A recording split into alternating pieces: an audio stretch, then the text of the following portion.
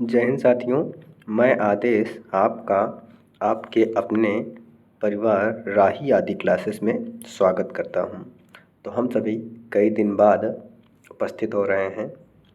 दरअसल क्या था कि तबीयत थोड़ी ख़राब थी, अब सही है। अब हम फिर से प्रैक्टिस सेट शुरू कर रहे हैं।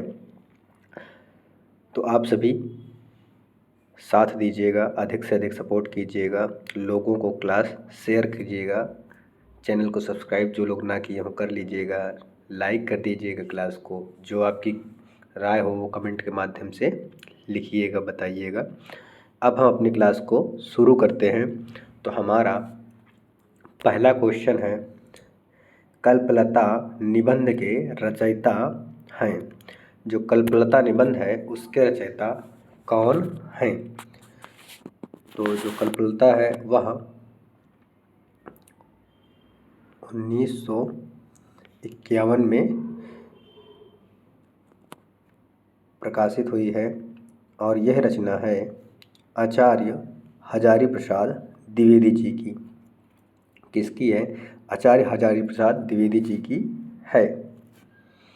हमारा अगला क्वेश्चन है, ये सभी खंड करके विग्रह करके दिए गए हैं वर्ण। अब हमें इन सभी वर्णों को मिलाकर देखना है कि कौन सा शब्द बनेगा। पा है, पा में आ मिलाएंगे तो हो जाएगा पा। उसके बाद अंग है अधूरा, तो ऊपर बिंदी कर देंगे। फिर चा है, चा में आ मिलाएंगे चा हो जाएगा। फिर ला है और ला में ई मिलाएंगे तो हो जाएगा पांचाली। यानी हमारा राइट आंसर ऑप्शन बी सही हो जाएगा। अगला क्वेश्चन है, अगला क्वेश्चन क्या कर रहे हैं, नीचे के ओठ के अभाव में किस ध्वनि के उच्चारण में कठिनाई होगी। यानी हमारा अगर हम मान लेते हैं कि नीचे के ओठ को काट दिया जाए तो हम वो कौन सा वर्ण है जिसको बोलने में, उच्चारण करने में हमें कठिनाई होगी। तो ओठ को जब काटेंगे तो यानी ओठों के द्वारा ओष्ठ वर्ण जो होंगे उनको हमें बोलने में परेशानी होगी। यहाँ पर ला दिया गया है, तो ला एक पार्श्विक व्यंजन है। कौन सा है? पार्श्विक व्यंजन है। आप समझ जाइएगा, मैं बोल रहा हूँ, लिखने में पेन ठीक से नहीं चलती है। पार्श्विक हो गया। पा, फा, बा, भा, मा, ये क्या हुआ? ओष्ठ वर्ण है। तो जब ओठों को हटा देंगे तो ओष्ठ वर्ण को ही बोलने में प्रॉब्लम होगा। तो यानी हमारा राइट आंसर बा हो जाएगा। ये हमारा पार्श्विक लिखा हुआ है। अगला क्वेश्चन में चलते हैं।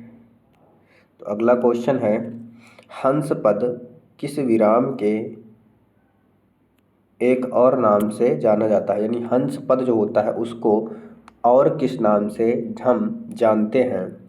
त्रुटि बोधक, पूर्ण विराम, लोप विराम, अर्ध विराम। तो हंस पद को हम क्या कहते हैं? त्रुटि विराम बोलते हैं। क्या? त्रुटि विराम बोलते हैं। तो हमारा इस क्वेश्चन का राइट आंसर ऑप्शन ए हो जाएगा। अगला क्वेश्चन है हमारा, अगला क्वेश्चन क्या है कि सही विकल्प हमें चुनना है। डैश और शब्द चयन के विशेष ध्यान देने से, शब्द चयन के विशेष ध्यान देने से कविता भाव संप्रेषण में सहायक है। ऑप्शन ए सर्वनाम, अलंकारों के सार्थक प्रयोग, संज्ञा के सार्थक प्रयोग, विशेषण। तो क्या होगा? अलंकारों के सार्थक प्रयोग और शब्द चयन में विशेष ध्यान देने से कविता भाव संप्रेषण में सहायक होती है। यानी राइट आंसर हमारा ऑप्शन बी सही हो जाएगा। अलंकारों के सार्थक प्रयोग। अगला क्वेश्चन है हमारा, जिस समास में कोई पद प्रधान नहीं होता, यानी समास के भेद हमारे 6 हैं। उन 6 समासों में हमें ध्यान देना है कि कौन सा ऐसा पद है जिसमें कोई भी पद प्रधान नहीं होता है। द्विगु समास। द्विगु समास में क्या होता है, पहला पद प्रधान होता है और यहाँ पहला पद संख्यावाची होगा। द्वंद्व समास में दोनों पद प्रधान होते हैं।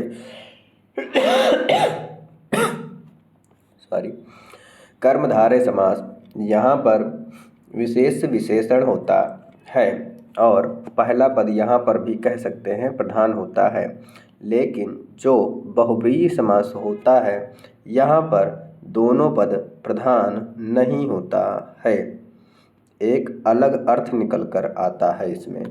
तो हमारा इस क्वेश्चन का राइट आंसर बहुव्रीहि समास हो जाएगा। अगला क्वेश्चन है, हमें बताना है निम्नलिखित में विधिवाचक वाक्य है। हमें बताना है विधिवाचक वाक्य कौन सा है। राम नहीं पढ़ता है, नहीं आ गया है, तो इसलिए निषेधात्मक वाक्य हो जाएगा। कौन सा, निषेधात्मक।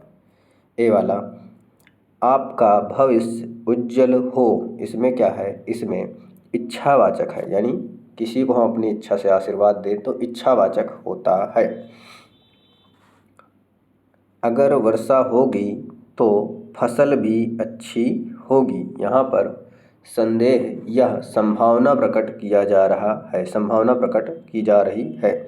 बच्चा रो रहा है, तो ये हमारा राइट आंसर डी ऑप्शन हो जाएगा, विधिवाचक वाक्य।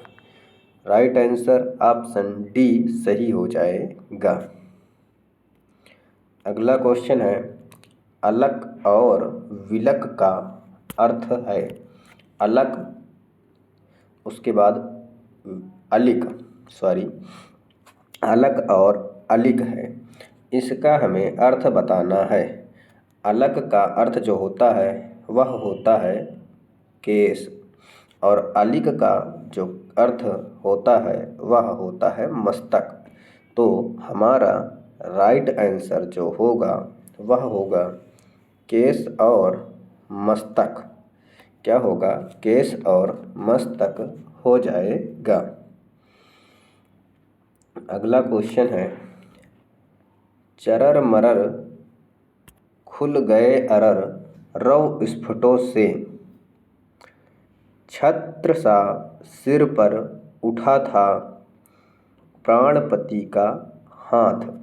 उपरयुक्त में दूसरी पंक्ति में अलंकार बताना है। हमें क्या बताना है कि दूसरी पंक्ति में अलंकार क्या है। जैसे रा रा और यहाँ पर भी रा, यहाँ पर भी रा। रावण की आवृत्ति हुई है पहली लाइन में।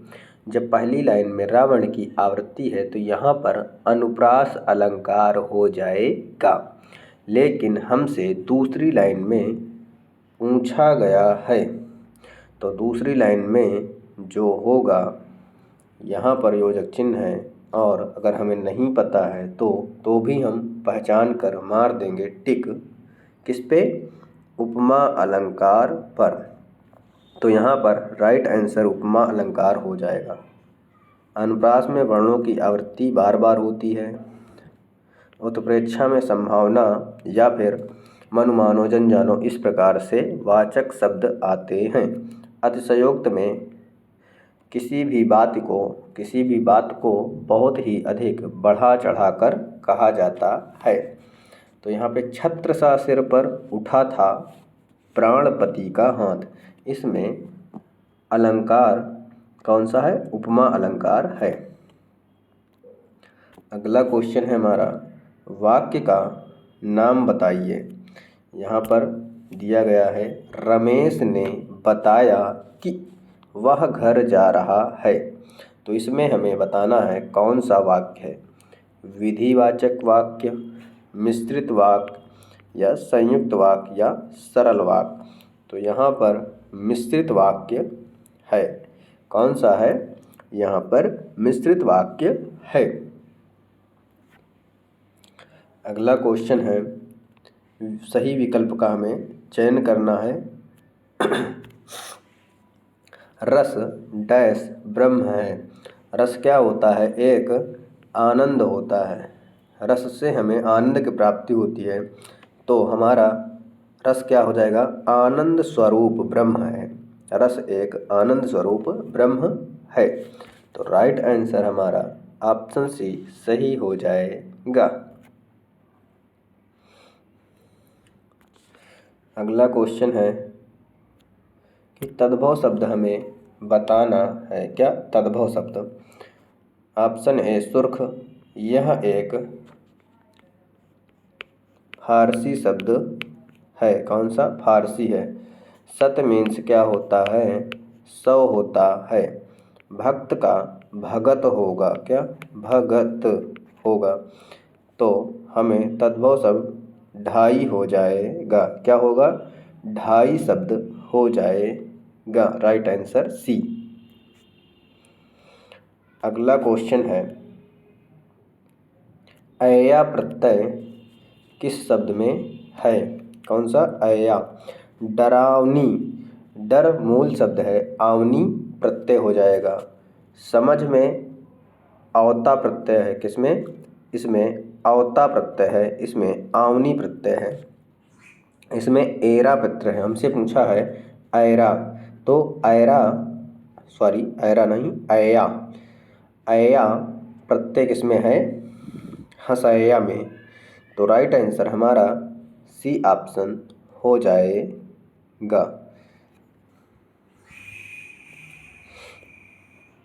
अगला क्वेश्चन है, निम्नलिखित में ह्रस्व स्वर नहीं है। तो हमें क्या बताना है कि ह्रस्व स्वर नहीं है? आ ई उ ये सभी ह्रस्व स्वर के अंतर्गत आते हैं। तो राइट आंसर हमारा डी हो जाएगा। इस आ के बारे में आप जान लीजिए, यह एक मध्य स्वर होता है और यह कंठ स्वर के अंतर्गत भी आता है। आ को हम एक उदासीन स्वर भी कहते हैं। ई हमारा तालव्य स्वर होता है, तालु के अंतर्गत आता है। उ ओष्ठ वर्ण के अंतर्गत आएगा। अगला क्वेश्चन है, निम्नलिखित में विलोम युग्मों का सही जोड़ा नहीं है। क्या बताना है कि सही जोड़ा नहीं है? निषेध और विधि, यानी जहाँ निषेध हो वहाँ विधि से काम किया जाए, सही है। परोक्ष प्रत्यक्ष, यानी जो चीज़ सामने से परे हो, यानी सामने ना हो, और प्रत्यक्ष में सामने होता है। सभ्य और बर्बर, यह भी हमारा सही है। छिन्न और यहाँ संलग्न लिखा है। क्या? संलग्न, तो संलग्न नहीं होकर संलग्न होगा, लास्ट में ना होगा। तो राइट आंसर हमारा इस क्वेश्चन का सी हो जाएगा। पूछा नहीं है तो इसलिए हमारा सही हो जाएगा सी ऑप्शन। अगले क्वेश्चन की तरफ है, निम्न में शुद्ध वर्तनी हमें पहचानना है। क्या? शुद्ध वर्तनी को हमें पहचानना है, सॉरी अशुद्ध को पहचानना है। प्रज्वलित सही लिखा है, उल्लेख भी सही है और जल्लाद भी सही है। तो अशुद्ध हमारा ब्रज भाषा होता है, ना कि ब्रिज। तो यहाँ पर री लगा है, तो रीना होके इस प्रकार लिखा जाएगा, ब्रज भाषा। ब्रज भाषा इस प्रकार से होगा। अगला क्वेश्चन है, अपने मट्ठे को कौन कहता है? यानी अपने मट्ठे को खट्टा कौन कहता है? जो आपका मट्ठा उसे, यानी अपनी ही वस्तु को खराब कोई नहीं कहता है। अपनी वस्तु को कोई खराब नहीं कहता है। हमारा पहला ही ऑप्शन सही हो जाएगा। राइट आंसर हमारा ए ऑप्शन सही होगा।